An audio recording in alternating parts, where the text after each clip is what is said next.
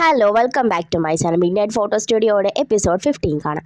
Cajun ഒരു മോർണിംഗിൽ ഹാനോട് ശരിക്കും എൻ്റെ ഈ ശാപം മാറിയിട്ടുണ്ടാകുമോ എന്ന് ചോദിക്കുമ്പോൾ തീർച്ചയായും നിൻ്റെ ബർത്ത്ഡേ കഴിഞ്ഞല്ലോ, മാത്രമല്ല ആ സീൽ മായുകയും ഈബിൾ സ്പിരിറ്റ് ഡിസപ്പിയർ ആവുകയും ചെയ്തില്ലേ, പിന്നെ എന്ത് എവിഡൻസ് ആണ് നിനക്ക് വേണ്ടതെന്ന് ഹാൻ ചോദിക്കും.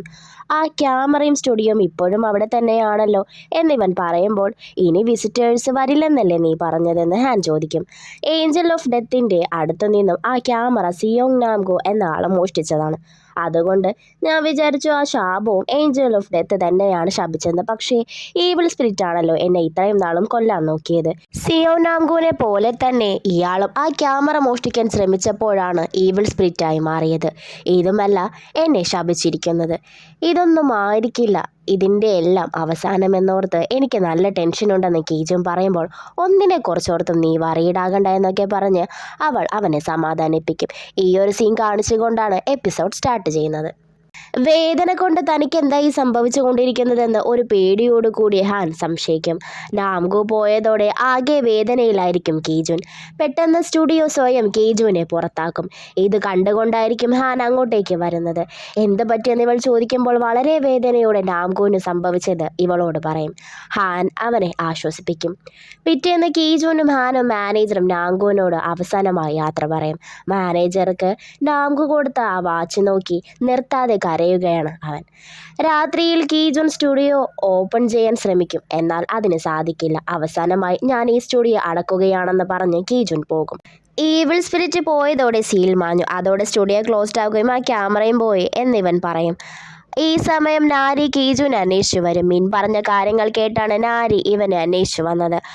ഒപ്പം ഇപ്പോൾ ഇവിടെ ഉണ്ടോ എന്ന് ചോദിക്കുമ്പോൾ ഇനി ഇല്ല എന്ന് കീജുൻ പറഞ്ഞ് നാംഗു ഏൽപ്പിച്ച ഡിവോഴ്സ് പേപ്പർ ഇവൾക്ക് കൊടുക്കും. ഇത് കണ്ടതും ഇവൾ ഷോക്കാകും. ഇവൾ ആകെ പരിഭ്രമിച്ച് എന്നോട് സത്യം പറയണം, എന്താ ഇവിടെ നടക്കുന്നതെന്ന് ചോദിക്കുമ്പോൾ എന്നെക്കുറിച്ചൊന്നും ഒരിക്കലും നാരിയോട് പറയരുതെന്ന് നാംഗു പറഞ്ഞത് ഓർക്കുന്ന കീജുൻ, നീ എന്താ കേട്ടതെന്ന് എനിക്കറിയില്ല, പക്ഷേ നാംഗു അവൻ ജീവിച്ചിരുന്ന ടൈമിലാണ് ഇത് എന്നെ ഏൽപ്പിച്ചതെന്ന് പറഞ്ഞത് നാരി വിശ്വസിക്കാനാവാതെ അവിടെ നിന്നും ഇറങ്ങും. ഈ സമയം കീജുൻ അവളോട്, നിനക്കിനി ഒരു വറയും കൂടാതെ ജീവിക്കാൻ, അവൻ ജീവിച്ചിരുന്ന ടൈമിൽ അവൻ ഒരുപാട് ഹാപ്പിയായിരുന്നു, നിനക്കിപ്പോൾ ഹാപ്പിയായി ജീവിക്കാമെന്ന് നാംഗു പറഞ്ഞിരുന്നതായി ഇവളോട് പറയും. നാംഗുവിനെ കുറിച്ച് ഓർക്കുന്ന നാരി വഴിയിലിരുന്ന് കരഞ്ഞു പോകും. എന്തോ ഒന്നിനു വേണ്ടി ഹാൻ ആ സ്റ്റോർ റൂം വെറുതെ ഒന്ന് തുറന്നു നോക്കും. കീജുൻ ഇവൾക്ക് അവൻ്റെ സീൽ മുഴുവനായി പോയത് കാണിച്ചു കൊടുക്കും. എന്നിട്ടും നിനക്കെന്താ ഇപ്പോഴും ഗോസ്റ്റുകളെ കാണാൻ പറ്റുന്നതെന്ന് ഹാൻ ചോദിക്കുമ്പോൾ ഒരുപാട് നാൾ ഗോസ്റ്റുകളുടെ ഫോട്ടോ എടുത്തതല്ലേ, അതുകൊണ്ടായിരിക്കാം എന്നിവൻ പറയും. ഇവൾക്ക് പെട്ടെന്ന് കോൾഡും പനിയൊക്കെ കാണുമ്പോൾ കീജുൻ മരുന്ന് മേടിക്കാൻ പോകും. അവൻ പോയ ഉടനെ ഇവൾ അവളുടെ സീൽ മാർക്ക് നോക്കും. അത് ഒരുപാട് വിസിബിളായാണ് കാണുന്നത്. കീജുൻ കണ്ടാൽ കൂടുതൽ വറീഡാകുമെന്ന് കരുതി അവൾ അത് മറച്ചു വയ്ക്കും. ഇന്ത്യൻ പീരീഡ് വളരെ നന്നായി ചെയ്തെന്ന് പറഞ്ഞ് വീണ്ടും 6 മാസത്തേക്ക് ഇന്ത്യൻ പീരീഡ് നീട്ടിക്കൊടുത്ത് പുതുതായി വന്ന ഏതോ ഒരു പെണ്ണിന് ജീവൻ വരേണ്ട സെയിം പൊസിഷൻ വളരെ നല്ലവനായ ജീവൻ്റെ ബോസ് കൊടുക്കും. കരച്ചിലും സങ്കടവും എല്ലാം അടക്കി വെച്ച് ഒന്നും പറയാതെ നിൽക്കും പാവം ജീവൻ. കീജുൻ മാനേജറിനോട്, നിന്നെ എങ്ങനെയെങ്കിലും അയക്കാനുള്ള വഴി തേടിക്കൊണ്ടിരിക്കുകയാണ് ഞാൻ, തീർച്ചയായും നിന്നെ പറഞ്ഞേക്കുമെന്ന് പറയുമ്പോൾ എനിക്ക് പോകണ്ടെന്ന് മാനേജർ പറയും. എനിക്കറിയാം ഇങ്ങനെ ഇരുന്നാൽ ഏതെങ്കിലും ഒരു ഈവിൾ സ്പിരിറ്റ് എന്നെ നശിപ്പിക്കും, അല്ലെങ്കിൽ ഞാനൊരു ഈവിൾ സ്പിരിറ്റ് തന്നെയായി മാറിയേക്കാം, എല്ലാം എനിക്കറിയാം, എന്നാലും എനിക്ക് പോകണ്ട. ഞാൻ സ്നേഹിക്കുന്ന ആളെ വിട്ടു പോകാൻ എനിക്കൊരിക്കലും ആകില്ല. ഞാൻ നാളെ ഈവിൾ സ്പിരിറ്റ് ആകുമെങ്കിൽ ഞാൻ ഇന്നേ അവളുമായി ഡേറ്റിങ്ങിന് പോകും. ഇക്കാര്യം നീ ചെറുതായി കാണരുതെന്നും ഇവിടെ ഒരുപാട് നാൾ കഴിയുന്ന ഗോസ്റ്റുകൾക്ക് എന്താണ് സംഭവിക്കുന്നതെന്ന് അറിയില്ല എന്നും കീജുൻ പറയുമ്പോൾ ആ റിസ്ക് എടുക്കാനും ഞാൻ തയ്യാറാണ്, കാരണം എൻ്റെ സമയം അത് എൻ്റെ കൈകളിലാണെന്നും മാനേജർ പറയും. ജീവൻ തൻ്റെ ദേഷ്യങ്ങളൊക്കെ വാഷ്റൂമിൽ തീർക്കുമ്പോൾ മറ്റു കൊളീഗ്സ് ഇവളെക്കുറിച്ച് സാധപിച്ച് പറയുന്നത് കേൾക്കും. മാത്രമല്ല പുതുതായി വന്ന പെൺകുട്ടി നല്ലവനായ ബോസിൻ്റെ മകളാണെന്നുള്ള കാര്യം പറയുന്ന ജീവൻ ശരിക്കും ഷോക്കാകും. എന്നാലും അവൾ അത് ഒന്നും പുറത്ത് കാണിക്കില്ല. പിന്നീട് മാനേജറുമായി ഫുഡ് കഴിക്കുന്ന ടൈമിൽ ഇവർ പരസ്പരം മെസ്സേജുകളിലൂടെയാണ് കമ്മ്യൂണിക്കേറ്റ് ചെയ്യുന്നത്. ഇവർക്ക് എന്തെങ്കിലും സാധനങ്ങൾ കത്തിച്ച് കൊടുത്തിട്ടുണ്ടെങ്കിൽ ഗോസ്റ്റുകൾക്ക് അത് ഉപയോഗിക്കാൻ സാധിക്കും. അങ്ങനെ ഇവളുടെ ബിഹേവിയർ കണ്ട് ഓഫീസിൽ എന്തെങ്കിലും പ്രശ്നമുണ്ടോ എന്നൊക്കെ മാനേജർ ചോദിക്കുമ്പോൾ ഇവൾ തമാശയായ രൂപേണ, ഞാനൊരു ഗോസ്റ്റ് ആയിരുന്നെങ്കിൽ തീർച്ചയായും ആ ബോസിനെ കൊന്നേനെ എന്നൊക്കെ പറയും. നിനക്കങ്ങനെ ഒരിക്കലും തോന്നിയിട്ടില്ലേ എന്ന് ഇവൾ ചോദിക്കുമ്പോൾ, ഞാൻ അവസാനമായി മരിക്കുന്ന ടൈമിൽ അയാളായിരുന്നു ഫോണിൽ സംസാരിച്ചു കൊണ്ടിരുന്നത്, അയാളെ ഞാൻ പണ്ടേ കൊന്നേനെ, പക്ഷേ എനിക്കിപ്പോഴും എൻ്റെ ബക്കറ്റ് ലിസ്റ്റ് തീർക്കാനുണ്ടെന്ന് മാനേജർ പറയും. സ്റ്റുഡിയോയുടെ ഡോർ ക്ലോസ്ഡായി. എനിക്ക് തിരിച്ചു പോകാൻ പറ്റുമെന്ന് തോന്നുന്നില്ല. ഞാൻ ചിലപ്പോൾ ഈവിൾ സ്പിരിറ്റായി മാറിയേക്കാം. എന്താകുമെന്ന് എനിക്കറിയില്ല, പക്ഷേ എനിക്ക് പറ്റുന്നിടത്തോളം ഞാൻ നിൻ്റെ കൂടെ തന്നെ ഉണ്ടാകുമെന്ന് ജീവനോട് പറയും. അവളെ നോക്കിയ ശേഷം അത് നടക്കില്ലല്ലേ? നീയൊരു മനുഷ്യനും ഞാനൊരു ഗോസ്റ്റുമല്ലേ എന്ന മെസ്സേജ് അയക്കും. ഇത് കാണുന്ന ജീവൻ ഒരു ഗോസ്റ്റിനെ എങ്ങനെയാണ് കിസ് ചെയ്യുന്നതെന്ന് പറഞ്ഞ് അവൻ്റെ അടുത്തെത്തി വലത്തോട്ടും ഇടത്തോട്ടും തിരിഞ്ഞ് അവസാനം അവനെ അവൾ കിസ് ചെയ്യും. ഈജുൻ ക്ലീൻ ചെയ്യുന്നതിനിടയിൽ അവനൊരു പേപ്പർ കിട്ടും. കുറേ ഇയേഴ്സും സമയമൊക്കെ എഴുതിയ പേപ്പർ ആയിരിക്കും അത്. അവൻ അത് കണ്ടിട്ടൊന്നും മനസ്സിലാകില്ല. ബ്ലാക്ക് മൂൺ എന്നും അതിൽ എഴുതിയിട്ടുണ്ടാകും. അവനത് മാറ്റിവെക്കും. കീജുൻ അങ്ങനെ ഒരു നോർമൽ ഫോട്ടോഗ്രാഫറായി വർക്കൊക്കെ തുടങ്ങും. കീജുൻ പുതിയ സ്റ്റുഡിയോയിലേക്കുള്ള സാധനങ്ങളൊക്കെ വാങ്ങി വരുന്നതിനിടയിൽ കുറച്ച് ഗോസ്റ്റുകളെ കാണും. പേടിച്ച് നിൽക്കുകയായിരിക്കും കീജുൻ. എന്നാൽ ഇവനെ മൈൻഡ് ചെയ്യാതെ അവർ പോകും.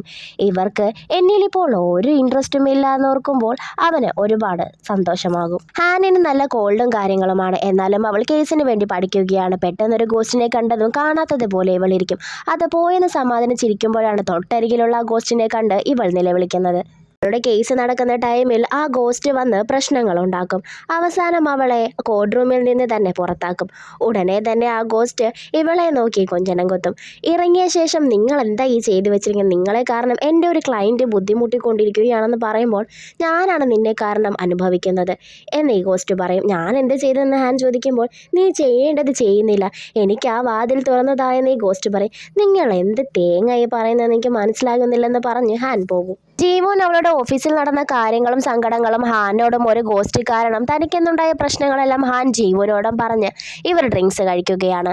ആ ഗോസ്റ്റിൻ്റെ കാര്യം നിനക്ക് കീച്ചനോട് പറയാമായിരുന്നില്ലേ എന്ന് ജീവൻ ചോദിക്കുമ്പോൾ താൻ കാരണമാണ് നാംകു പോയതെന്നുള്ള കുറ്റബോധത്തിലാണ് ഇപ്പോഴും കീജുൻ. അതുകൊണ്ട് അവനെ കൂടുതലും വറീഡാക്കാൻ വയ്യ എന്ന് ഹാൻ പറയും. ഹാൻ ഇവളോട് മാനേജറിനെ കുറിച്ച് ചോദിക്കും.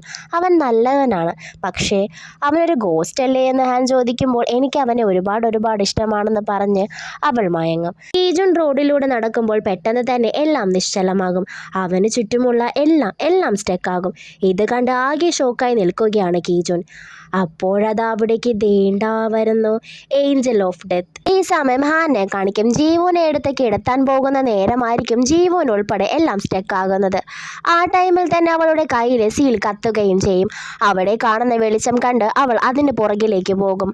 അവളുടെ റൂമിലെ അലമാരിൽ നിന്നായിരിക്കും ആ വെളിച്ചം വന്നത്. അവൾ ആ ഡോർ തുറക്കും. ആ സീൻ അവിടെ കട്ടാകും. ഏഞ്ചൽ ഓഫ് ഡെത്തിനെ കണ്ടപാട് കീജുവിന് മനസ്സിലാകും. നിങ്ങളാണല്ലേ ഇത്രയും ക്രൂരമായൊരു ശാപം ഞങ്ങളുടെ ഫാമിലിക്ക് തന്നതെന്ന് പറഞ്ഞ് ഉപദ്രവിക്കാൻ നോക്കും.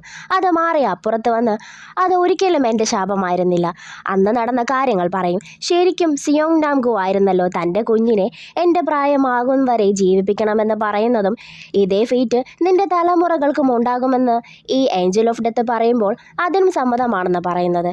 ഞങ്ങൾ രക്ഷപ്പെടാൻ ശ്രമിക്കുന്നത് നിങ്ങൾ കണ്ട് രസിക്കുകയായിരുന്നില്ലേ എന്ന് കീജുൻ പറയുമ്പോൾ നിങ്ങളല്ലേ നെതർ വേൾഡിലുള്ള ഒന്ന് ആഗ്രഹിച്ചത്, അതിന് വില നൽകണ്ടേ എന്ന് ഈ ഏഞ്ചൽ ഓഫ് ഡെത്ത് ചോദിക്കുമ്പോൾ പിന്നെ എന്തിനാണ് എന്നെ ജീവിപ്പിച്ചത്, എന്ത് കാരണത്താലാണെന്ന് കീജുൻ ചോദിക്കും. കാരണം എനിക്ക് നിന്നിൽ നിന്നും ഒന്ന് വേണം, നീ പ്രാർത്ഥിക്കുകയും ചെയ്തില്ലേ സിയോങ് നാംഗുക്കിനെ പോലെ. അപ്പോഴാണ് കീജുൻ ഹാനിനെ കുറിച്ച് ചിന്തിക്കുന്നത്.